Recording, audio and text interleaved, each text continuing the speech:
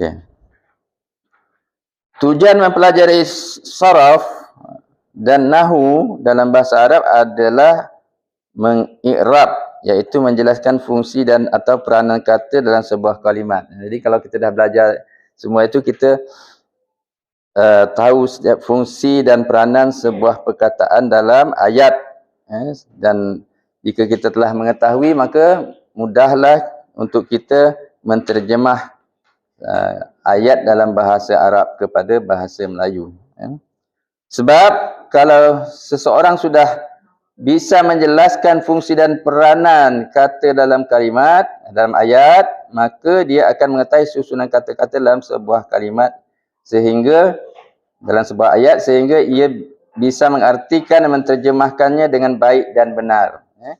Dan puncaknya, ia juga akan memahami maksud kalimah tersebut, maksud ayat tersebut. Itulah fungsinya kita belajar ilmu saraf dan ilmu nahu.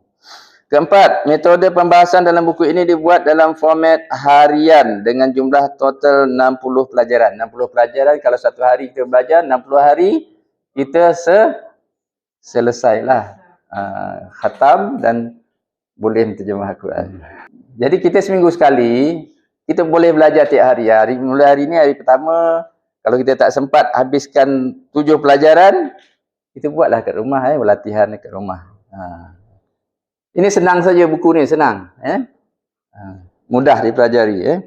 Jika ada masalah, maka kita sama-sama bahaskan pada kelas kita yang setiap minggu ni. Pembahasan mengenai kata atau saraf dimulai dari pelajaran pertama sampai pelajaran 20. Pelajaran pertama hingga 20 ilmu saraf.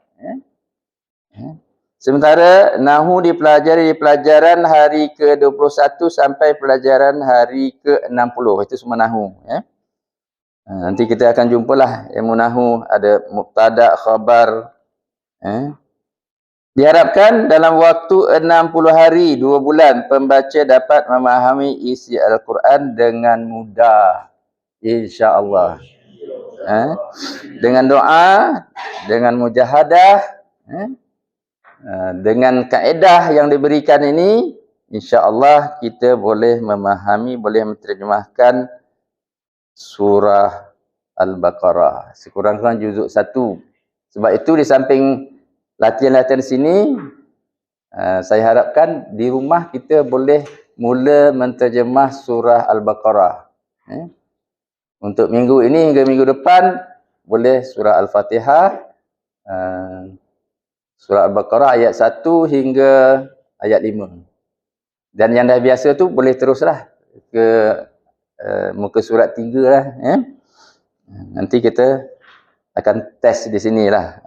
Test siapa-siapa yang nak lah kan. Yang tak nak tu tak apalah, tak paksa. Nanti nak cakap test, nanti tak datang. Siapa yang nak test, siapa yang nak test, siapa yang nak sajalah, yang tak nak nanti kalau hari ni ramai, biasanya lama-lama. Kelima, metode Al-Huda menerapkan keseimbangan antara teori dan praktik. Jadi teori, praktik. Misalnya di sini ada teorinya, misalnya pembahagian kata, ada fi'il, isim dan haraf. Praktiknya dari ayat-ayat contoh dalam Al-Quran. Praktik ini yang paling pentinglah. Amali. Buat latihan. Latihan-latihan itu yang paling mustahak sebenarnya. Teori kita dah tahu, tapi kalau kita tak buat latihan, maka lama-lama kita pun lupa. Jadi keseimbangan antara teori dan praktik. Inilah yang menjadi kelebihan metode ini dari metode-metode lain yang pernah ada. Yang dimaksud dengan praktik dalam metode ini adalah latihan cara menterjemah kalimat, menterjemah ayat atau penggalan kalimah, penggalan ayat di dalam Al-Quran. Jadi kita latihan menterjemah, di samping kita boleh menguasai mufradat, kosakata dalam yang ada dalam Al-Quran. Dalam hal ini, kalimat-kalimat atau ayat-ayat yang banyak dinukilkan sebagai materi latihan atau bahan latihan adalah ayat-ayat surah Al-Baqarah. Sebagaimana saya katakan tadi, surah Al-Baqarah ini perkataan-perkataannya banyak berulang-ulang. Mengapa? Kerana kosakata dalam susunan kalimat dalam ayat-ayat surah ini banyak mewakili kosakata dan susunan kalimat di surah-surah lain. Harapannya, kalau seseorang sudah bisa mengartikan kata-kata yang ada di surah Al-Baqarah, maka secara otomatis dia akan mudah mengartikan kata-kata di surah-surah yang lain. Memang surah Al-Baqarah ini senang dan banyak berulang-ulang dalam Al-Quran.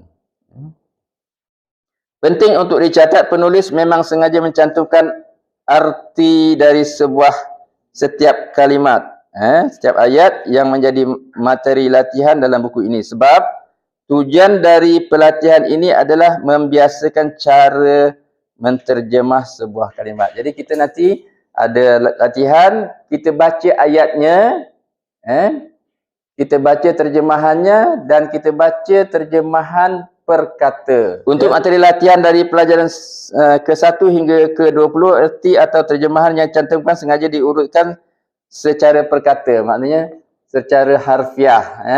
Misalnya, alhamdu, segala puji, lillahi, bagi Allah, Rabbil Alamin. Per kata. Hal ini penulis lakukan dengan pertimbangan kerana pembaca baru mempelajari saraf. Pelajaran saraf kata, perubahan kata. Adapun untuk tahap selanjutnya dari pelajaran 21 hingga 60, erti atau terjemahan yang tercantum adalah berdasarkan terjemahan dari kalimat atau ayat tersebut. Hal ini kerana pembaca sudah menguasai ilmu nahu. Demikianlah penjelasan tentang apa yang bagaimana metode Al-Huda. Semoga metode ini benar-benar bermanfaat dan bisa disebarluaskan demi melahirkan generasi-generasi Muslim yang faham dan mengerti kandungan kitab suci Al-Quran. Harapan penulis setelah mempelajari buku ini, seyogianya para pembaca mengajarkan ilmu yang sudah didapat kepada orang lain meskipun belum menguasai secara lepas ini dah belajar, bagilah kepada orang lain. Jadi apa yang kita ada, kita boleh bagi kepada orang lain. Sebarkan ke mana-mana lah. Sebab dengan kita memberitahu pada orang lain, dengan sendirinya kita menambah ilmu pada diri kita sendiri. Kerana mengajarkan suatu ilmu tidak harus atau tidak mesti menunggu pintar. Itu dia. Tapi apa yang sudah dipahami dahulu, apa yang kita tahu, kita bagilah dengan kawan kita ke.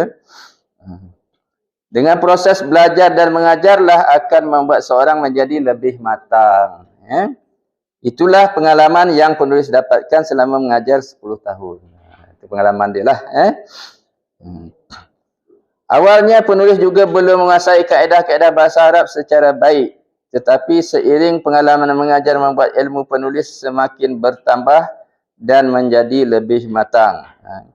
Kerana memang tidak semua teori menjelaskan kaedah-kaedah yang temui dalam teks. Itu hanya bisa diketahui dengan pengalaman mengajar. Dengan pengalaman sama-sama kita belajar dan mengajar, kita dapat tambahan dari Allah ilmu yang baru, pemahaman yang baru. Gitu juga kita biasakan belajar Al-Quran apa semua. Makin kita selalu belajar, kita dapat sesuatu yang baru. Mula-mula kita belajar, kita dapat yang ni. Lepas tu kita belajar lagi, dapat yang lain pula. Penulis menyadari buku yang ada ini masih jauh dari sempurna dan tentu masih banyak kekurangannya. Oleh kerana itu, penulis sangat berharap masukan dan kritikan yang membangun untuk hasil yang lebih baik lagi di kemudian hari. Okey, sudah Jadi itulah gambaran keseluruhan apa yang ada di dalam buku ini.